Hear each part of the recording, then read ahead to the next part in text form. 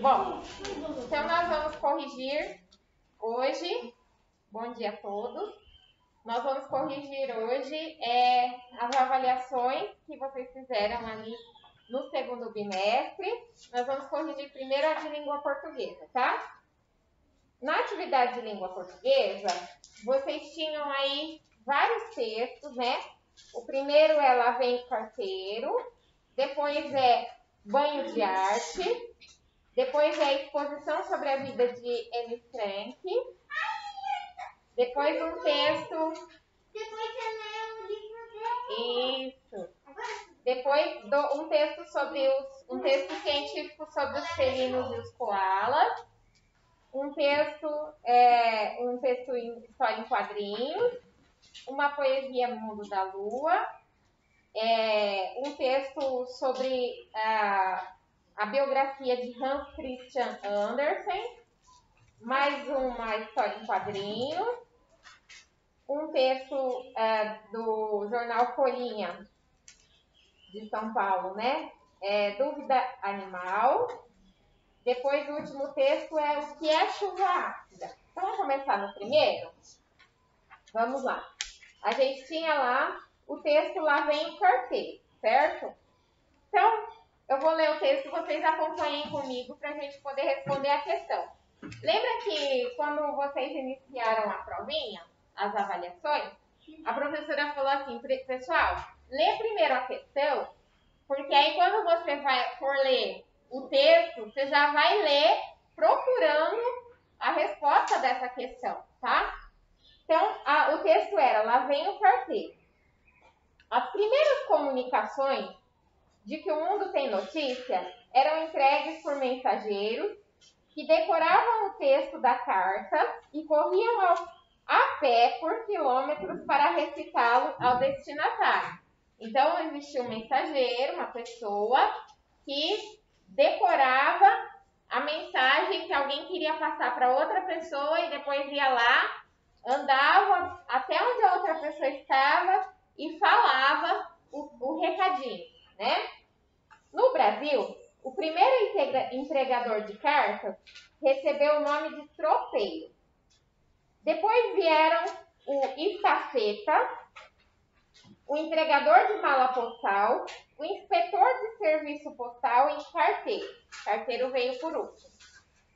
O mensageiro Paulo Bregaro é considerado o primeiro carteiro brasileiro. Foi ele que entregou no dia 7 de setembro de 1822, às margens do Riacho do Ipiranga, a correspondência da Imperatriz Leopoldina a Dom Pedro I, tá?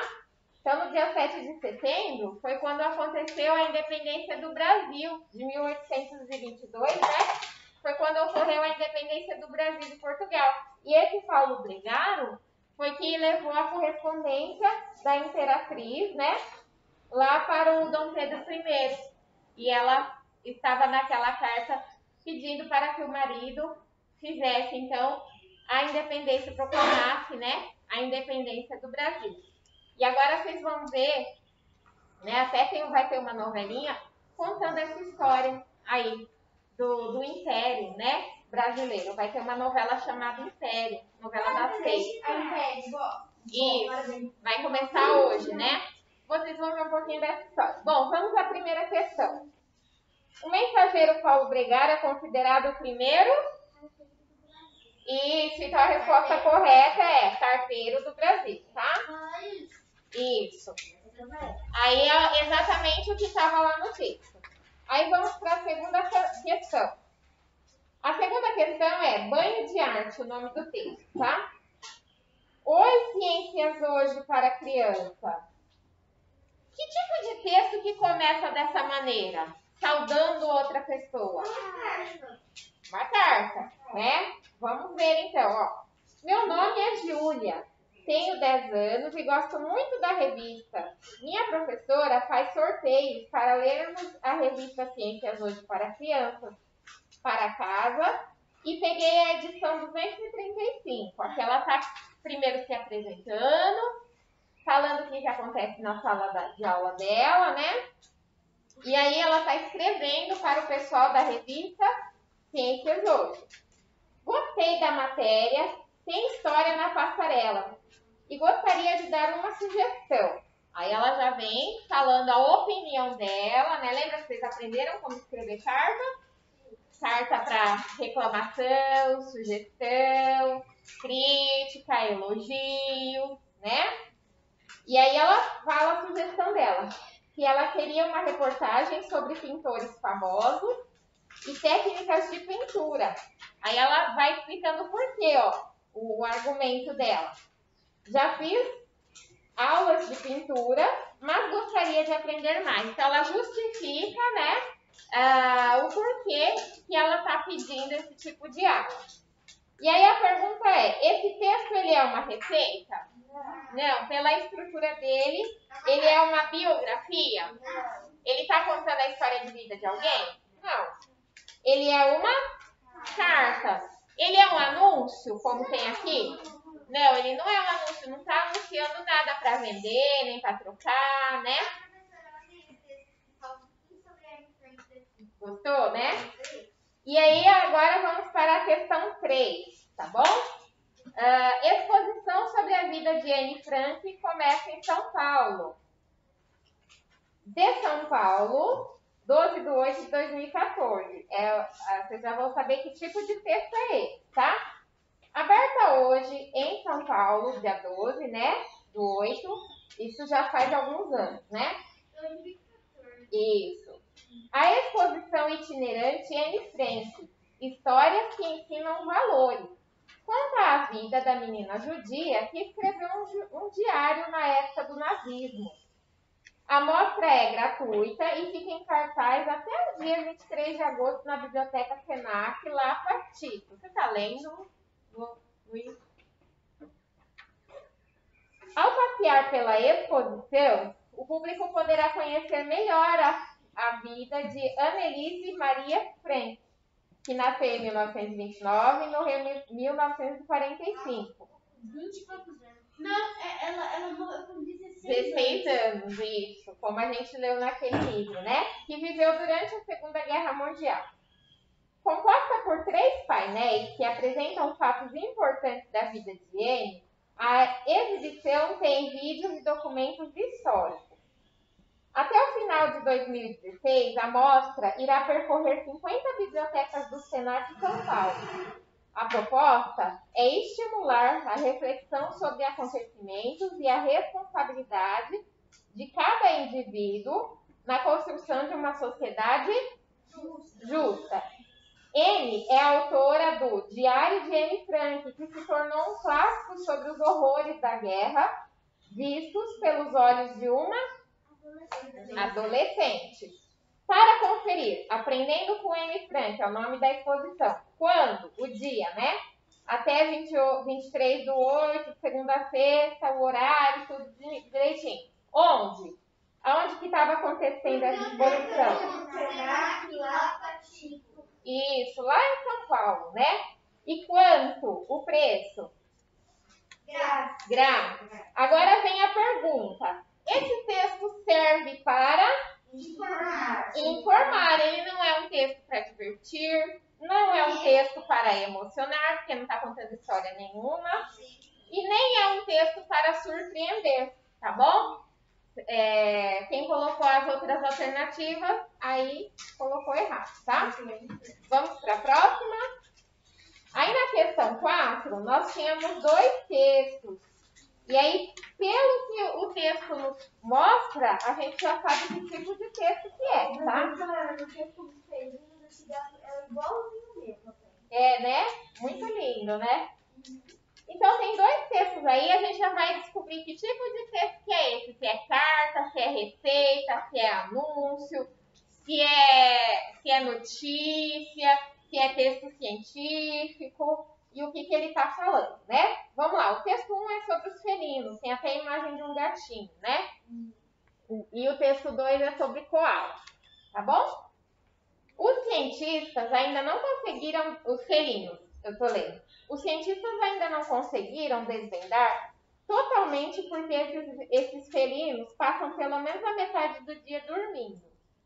Uma das hipóteses levantadas é o fato fato de os gatos serem, por natureza, assim, instintivamente, eles poupariam o máximo de energia para o momento de uma eventual... Professor, os meus não dormem, eles brincam de pega-pega. Depois, né, que dorme. Mesmo que isso seja pouco provável na vida dos animais domesticados. Então, o animal que mora em casa é difícil ele caçar, né? Fala, André. Os gatos dormem para crescer, para desenvolver, ainda mais os... Também, mas aí quando eles chegam a ser adultos não precisa mais, né? De crescer. Aí é para guardar energia mesmo. Pode falar. Nossa,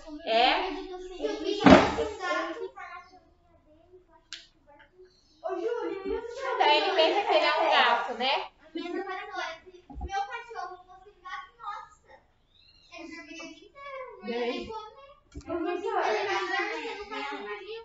Uma vez eu fui atropelada e falei que meus gatos não pega-pega. É 5 horas na cama e pulando em uma caminhada. Bom, gente, ó. Agora vamos voltar aqui, ó. Meus gatos fazendo lutinha já 10 do nada. Isso, mas a maior parte do tempo eles vão dormir, né? Esse tipo de texto aqui, ele é uma receita? Não é, né? Que tipo de texto que ele é? Dorme muito. Não, que tipo de texto que é? Ele é informativo? Normalmente esses textos assim que falam sobre os animais, as plantas, os micro-organismos, são científicos, né? Agora vamos ver aqui um sobre os koalas. Esse friozinho dá uma vontade de dormir, mas não é só a gente não. Muitos animais passam o dia todo dormindo, mesmo nos dias mais quentes. Os campeões da preguiça são os koalas. Eles dormem 22 horas por dia. O dia tem quantas horas? Quantas horas eles ficam acordados? Quando acordados, eles passam parte dos dias das horas ativos, comendo folhas, que são de fácil digestão. Por isso, sua fisiologia, né, a constituição do corpinho deles, o organismo deles, exige que eles descansem bastante. Ele é fofinho, esse bichinho. Agora, um texto de felinos e o de koalas, eles têm, os dois textos, eles falam sobre um assunto em comum. Que é dormir muito. Que seria o quê? Dormir muito. Aqui está falando que eles brigam muito? Não. Eles comem muito? Fala isso no texto? Não, nem no texto do felino, nem do koala. Está falando que eles passeiam muito? Está falando que eles dormem muito. Então, essa é a informação que vocês deveriam marcar aí, tá bom? A minha gatinha putinha, chamada Globo, ela sempre sai na rua, ela é ruim. Eles são mesmo. Eu sou mesmo, sabe? Que é grande. É linda, né?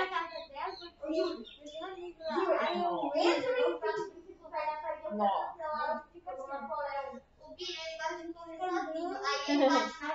Ó, pessoal, voltando aqui, ó.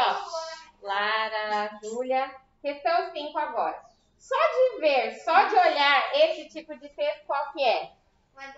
História em quadrinhos, também chamada de HQ. H de história e Q de quadrinhos, né? Leia o texto e responda a questão. E aí, o título aqui é Rex Home, o mistério dos bolinhos. Vocês já viram esse nome Holmes? Sim. Da onde? Sherlock Holmes. O que o Sherlock Holmes era? É um detetive. Isso, e aqui no caso Rex Holmes, parece o quê? Um detetive. Um dinossauro, um tiranossauro Rex, ou um cachorro, né? No caso aqui parece um dinossauro, né? É aquele cachorro lá. Parece um cachorro dinossauro. É, um dinossauro, É um mas cachorro. tá mais parecendo um dinossauro, né? É um cachorrinho. Quem que é aquele lá do Bart, lá do Bart? E aí o nome da história é O Mistério dos Bolinhos. Vamos lá? Incrível, Holmes! Como desvendou o caso do sumiço dos bolinhos? A senhorita Dinah preparava-os sempre à noite e pela manhã eles haviam desaparecido. Elementar, meu caro Zíper. Deixa eu mostrar aqui. Elementar, meu caro Zíper. Aí, mostra lá. Ela é sonâmbula. Então, quem que comia? Ela mesma, né? E agora? Lá como que é o nome dela? Senhorita Dinah, né? Dinah de dinossauro, né? A senhorita Dinah tem um balãozinho acima da cabeça dela com que letra? Nas histórias... Ela tá dormindo. Agora vem a pergunta. Nas histórias em quadrinhos, essa expressão Z, e 3 pontinhos indica que ela está dormindo, né? Muito bem. Oi? Os dois textos são de dormir. Oi? Os dois textos, o assunto é de dormir. O assunto é de dormir. É verdade. É verdade. Bom, agora podem vir aí para a questão 6. Gente, esse texto aí, na questão 6, como que ele se chama? O que é chuva? Não. Questão 6. Questão 6. No mundo da lua. Só pelo formatinho, pela estrutura da escrita, que tipo de texto que tem essa estrutura? Oi? Poema. Vamos ler? No mundo da lua. Lá vai a lua, lá vai, boiando, como um limão que flutua. E eu fico de cá pensando, o que haverá dentro da lua? Mas a lua nem escuta, fura uma nuvem, se esconde, surge e se põe a me olhar. Será que de esconde-esconde ela está me convidando para brincar? E a lua continua. Lá vai andando, lá vai. Ninguém a está segurando. Por que é que a lua não cai? Agora vocês repararam que tem alguns... Isso, vocês aprenderam um pouquinho, né? Sobre as fases da lua semana passada, né? O ponto de interrogação. Este ponto aqui, ó. Ele é o ponto de interrogação que é utilizado pelo poeta. No último verso, ele indica uma explicação para si mesmo, uma explicação para ele? Não, ó, eu estou lendo a primeira questão aqui, ó. Ou ele faz uma pergunta para si mesmo. Ele não está falando, ele não está explicando para ele mesmo, né? Ele está, ó, por que a lua não cai? Né? O poeta está falando. Ele está fazendo uma pergunta para a lua? Não, então ele estaria falando lua, né? Ele está dando um aviso para a lua? Não. Então ele está assim, ele está se perguntando por que a lua não cai, né? Mas ele não está querendo uma resposta ali da gente. Ele está se perguntando, né? Sim. Bom, vocês estão vendo aí aonde vocês acertaram e aonde vocês erraram? Conseguiram perceber aonde vocês se enganaram e aonde vocês estavam certos, né? Vamos para a questão 7 agora. Leia o texto e responda a questão. O texto se chama Poeta e Escritor Dinamarquês Hans Christian Andersen. O nascimento dele foi no dia 2/4/1805, em Odense, na Dinamarca. Isso. E ele faleceu aí no dia 4/8/1875, em Copenhague, Dinamarca, tá? Aí o Hans... tem, né? O nome do sorvete vem lá daquela região mesmo. Hans Christian Andersen era filho de um sapateiro e sua família morava num único quarto. Apesar das dificuldades, ele aprendeu a ler desde muito cedo e adorava ouvir histórias.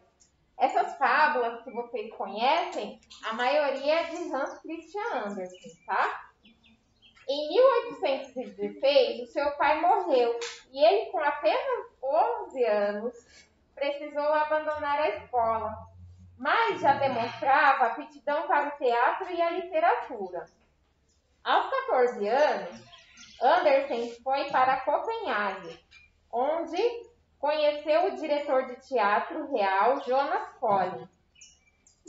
Andersen trabalhou como ator e bailarino, além de escrever algumas peças. Em 1928, entrou na Universidade de Copenhague e já publicava diversos livros, mas só alcançou o reconhecimento internacional em 1835, quando lançou o romance O Improvisador. Entre 1835 e 1842, Andersen lançou 6 volumes de contos para crianças e continuou escrevendo contos infantis até 1872, chegando à marca de 156 histórias. No final de 1872, ficou muito doente e permaneceu com a saúde abalada até 4 de agosto de 1875, quando ele faleceu em Copenhague. Qual é o principal assunto do texto? Isso. O que é uma biografia? Que a professora vem... A história de vida de uma pessoa, né? A palavra biografia, o significado do prefixo bio significa vida. E grafia é a escrita, então é a escrita da vida de uma pessoa, tá bom? Então, o principal assunto, ele não é a morte dele, não está falando só sobre a morte, né? Ele não está falando sobre a obra dele, o principal assunto não é só sobre todas as histórias dele, porque senão eu estaria falando todas as obras dele, como que ele escrevia, quais eram as características, né? Falou só assim rapidamente sobre as histórias que ele escreveu. Não está falando o principal assunto sobre a infância dele também, tá bom?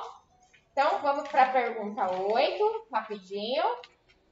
Tem uma outra HQ aí, né? Leia o texto e responda a questão. Essa HQ, ok? Vamos lá. Garfield, né? No último quadrinho, a forma com que foi escrita a fala do personagem John informa que a frase foi pronunciada como. Vamos ver então, ó. Aqui, o John fala o seguinte: fazer dieta é tudo coisa da cabeça, Garfield. Aí o Garfield já imaginou um golinho na cabeça do John, né? Um sorvete, né? O sorvete, é verdade. Aí ele continua olhando pro John, olha a cara de espantado do Garfield. Olha só. Aí ele fala assim: tente apenas não pensar em comida. Será que o Garfield... E o Garfield tá no mundo da lua. Sim. O que o Garfield está imaginando que o John é? E aí, depois a gente vê só a imagem da casa. E é escrito aí com letras grandes, né? E pare de me lamber. Por que será que ele estava lambendo, John?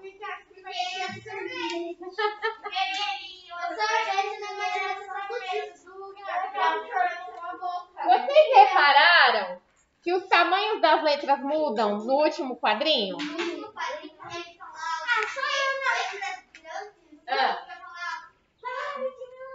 Isso.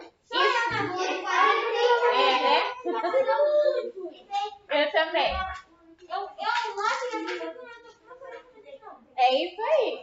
Eu também sou assim. E aí, olha só.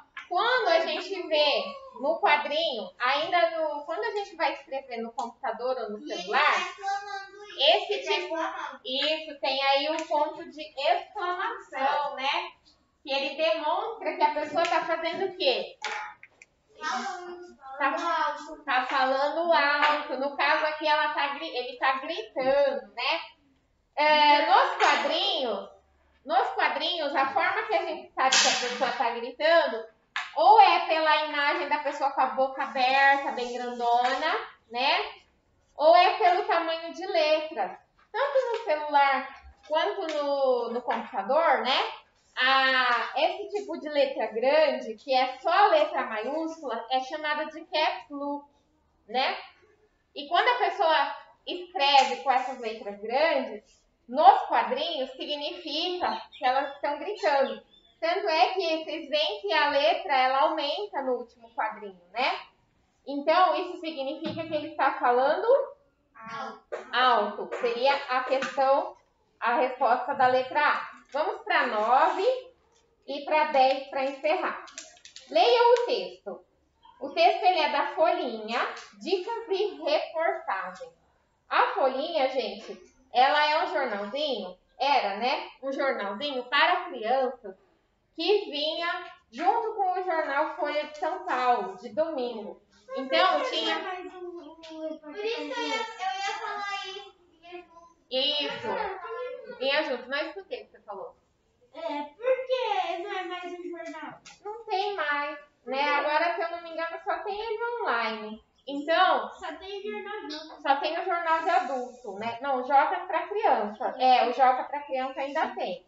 Só que ele é online, né? Aí, se você quiser ele impresso, tem que comprar.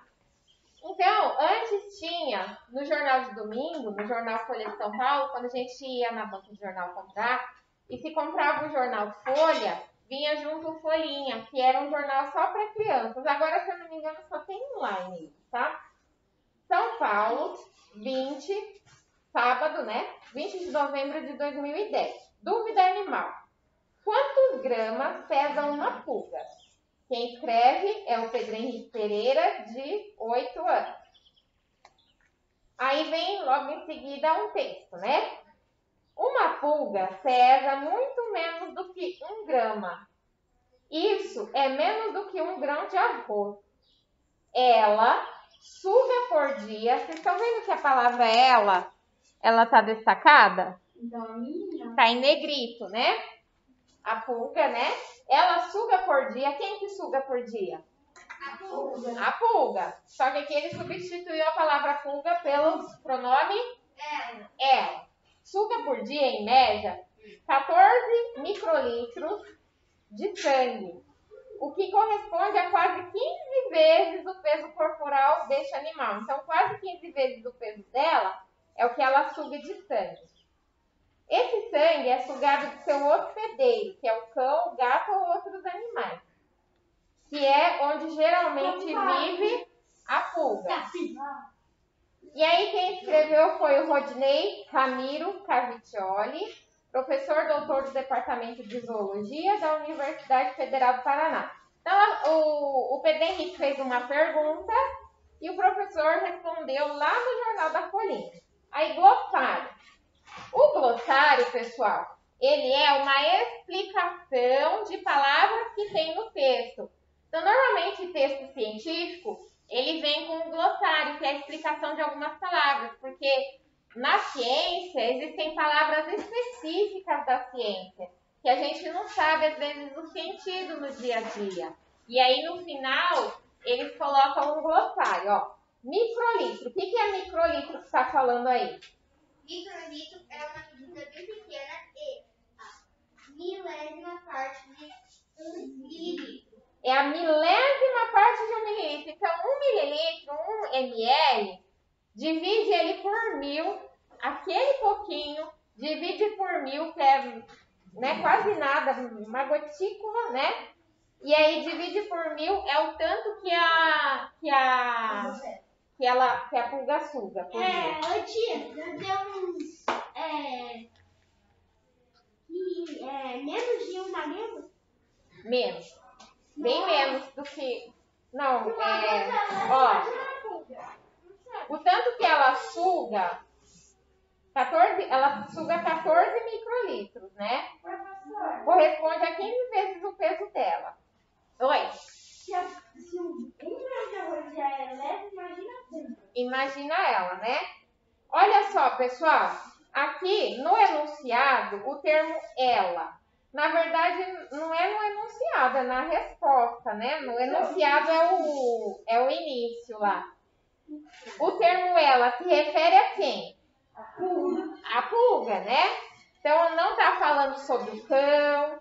Não, ó, ela suga por dia. Quem que suga por dia? A pulga. A gente começou falando sobre ela, né? Ela suga por dia. Não são os animais, não é a hospedeira, não é o cão, é a pulga. E agora vamos para a última questão, a 10ª e última de português, tá? Leia e responda o que se pede. O que é chuva ácida? Vamos prestar bastante atenção que muita gente errou essa. Muita gente mesmo. Quando a gente vai ler um texto e a gente tem que fazer uma resposta sobre ele, primeiro a gente lê a pergunta, que nem eu ensinei vocês, tá? Ó, isso serve para quem está em casa também. Primeiro leia a pergunta e aí você já vai com o texto, lá no texto, na hora que você for ler, você já vai com lápis de escrever ou com marca-texto, porque a hora que você encontrar a resposta, você já grifa, tá? E tem também uma técnica que a professora Cristina ensinou para vocês, que é, ó, quantos parágrafos que tem esse texto? Quantos momentos ele está dividido aí? 1, 2, 3. 3 parágrafos. Existe uma técnica que é, você lê o texto direto, depois você volta lendo parágrafo por parágrafo. Então, você vai ler o primeiro parágrafo e vai escrever aqui do ladinho palavrinhas que vão te ajudar. Então, por exemplo, esse primeiro parágrafo, qual que é o principal assunto dele? O que ele está falando? Você vai lá e anota. Lembra que a professora ensinou? No começo do ano? Lembra que a gente foi lá em vários textos e a gente foi parágrafo por parágrafo? Foi marcando o que a gente entendeu, o que está falando de importante ali, qual é a informação principal que tem ali naquele parágrafo, tá? Por isso que teve bastante erro. Olha só, então vamos lá. Vamos junto com a professora. Ó. O que é chuva ácida? A química Adalgisa Fornaro.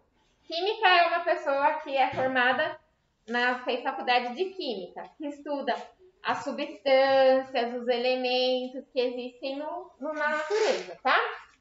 A química Adalgisa Fornaro, do Departamento de Ciências Atmosféricas da Universidade de São Paulo, explica que a chuva ácida se forma quando a água das nuvens entra em contato com certos gases e forma ácidos, tá? Então, a principal informação aqui, qual que é? No primeiro parágrafo. A principal informação que fala nesse primeiro... Oi? Não, aqui não é isso. Como a chuva ácida se forma, mas quem que está explicando isso? Quem que faz? São Paulo. Não, é a química da Adalgisa Fornaro. E ela trabalha onde? Na Universidade de São Paulo. No Departamento de Ciências Atmosféricas. Então, ela está explicando como que a chuva ácida se forma, tá? Agora, ela vai, no segundo parágrafo, dar mais informações, tá bom? Leonardo, não põe a mão na boca nem no nariz, tá? Vamos lá. A água das nuvens, aqui está entre aspas, porque é a própria fala da Adalgisa. Ela dá uma explicação mais completa. Vamos lá. Aqui está anunciando que ela vai explicar, e aí vem a explicação dela. A água das nuvens entra em contato com o gás carbônico. Agora ela está dando uma explicação mais detalhada da formação da chuva, tá? Formando o ácido carbônico. Conta, é ela que está contando. Segundo ela, quase toda chuva é naturalmente ácida. Mas isso não é motivo de preocupação. A acidez da água que cai do céu não costuma ser forte o suficiente para causar. Então, ó, o primeiro parágrafo nos fala que a Dalgisa vai nos explicar como que se forma a chuva ácida, certo? No segundo parágrafo, ela dá em detalhes o que é que a chuva ácida, do que ela é formada, de quais elementos que ela é formada, os elementos químicos. E em seguida, ela explica que não causa, apesar de ser uma chuva ácida, ela não causa muitos danos, né? Agora o terceiro e último parágrafo, onde ela finaliza o texto. Com o aumento da poluição atmosférica, porém, algumas complicações podem surgir. Quando a água entra em contato com os gases liberados por carros e fábricas, acaba formando ácidos mais fortes, como o sulfúrico e nítrico. Então, quando o céu assim, ele não está muito poluído, a chuva ácida ela não é tão corrosiva, ela não é tão prejudicial. Agora, quando está poluído demais pela fumaça das fábricas e dos carros, aí essa chuva vai vir com um ácido mais forte, que é o ácido nítrico e o ácido sulfúrico. Eles são... Aí pode corroer mais. É um pouquinho mais prejudicial, né? Oi? E beber? Não é muito bom beber, né? Ó, porque vai vir uma chuva mais ácida, né? Ela é um pouco mais prejudicial. Bom, embora estes ácidos não estejam em concentrações ácidas altas, o suficiente para queimar a pele, ó, então tá falando o seguinte, que é forte, mas não é o suficiente para queimar a pele. Então, se a gente tomar uma chuva ácida, não vai queimar a pele, né? Mas causam grandes estragos nas agriculturas e nas florestas, queimando as folhas. Então, se o ar estiver muito poluído, tiver uma chuva ácida, vai danificar a horta, vai danificar a plantação. Por quê? Vai queimar as folhas das plantações. Tá dando para entender? Tá. Além de contaminarem a água de rios e lagos. Então, a água para o peixinho, lá a água que a gente toma, ela vai estar mais contaminada com ácido sulfúrico e ácido nítrico. Vai causar grande estrago para a gente? Se a gente consumir muito dessa água, vai. Vai causar grande estrago para os peixinhos? Também vai, né? Bom, agora vamos para a pergunta, ó. Uma das consequências, então vamos pensar, ó. A primeira pergunta é, uma das consequências da chuva ácida, de acordo com o texto, o que a chuva ácida pode causar? Ela vai queimar nossa pele? Não. Tá falando aí que vai queimar? Não, porque o tanto de ácido nítrico e ácido sulfúrico que tem nessa chuva ácida não é o suficiente, não é a quantidade suficiente para queimar a pele. Porém, pode danificar quem? O quê? Florestas, os lagos dos peixes. Isso, os rios, os lagos, né? E vai contaminar. Vai contaminar também as plantas, né? A plantação, tem lá uma plantação de milho, né? Vai queimar as folhinhas. Então, vamos lá, vamos para as alternativas. Uma das consequências da chuva ácida é a queimadura da pele? Não, a maioria de vocês colocou. E no texto fala assim, que mesmo tendo uma quantidade de ácido nítrico e sulfúrico, não é o suficiente para queimar a pele. Estava falando lá no texto isso. Né? Aí, uma das consequências é a poluição atmosférica, a poluição do ar? Fala isso no texto? Não, mas muita gente respondeu isso. E nem fala, nem é mencionado que a chuva ácida polui o ar. É a poluição do ar que causa a chuva ácida. Uma chuva com ácidos, né? Agora vamos na última que está errada também. Está falando que uma das consequências, um dos resultados dessa chuva ácida é a entrada das nuvens em contato com o gás carbônico? Não, não é isso, né? Não fala isso no texto. O que está falando no texto, então? Qual é a alternativa correta? Das águas de rios e lagos, né? Porque olha só, a quantidade que tem de ácido nítrico e ácido sulfúrico que vem na chuva ácida vai contaminar a água, tá? Vai lá buscar um pano lá para a tia Tita, tá bom? Bom, gente, vocês repararam aí na onde que vocês se enganaram? A maioria errou essa. A maioria errou essa. Por quê? Porque vocês tinham que ler, marcar o que entendeu, né? Tinha que ler várias vezes, principalmente esse tipo de texto, que é um texto científico. Ele é um texto, assim, que ele não é, assim, muito fácil, né, de ser lido. Então, você tem que ler uma, 2, 3 vezes, fazer anotações e ler a pergunta já procurando a resposta, tá bom? Então, é isso daí. A maioria errou essa, tá? Agora, a gente vai gravar a de matemática.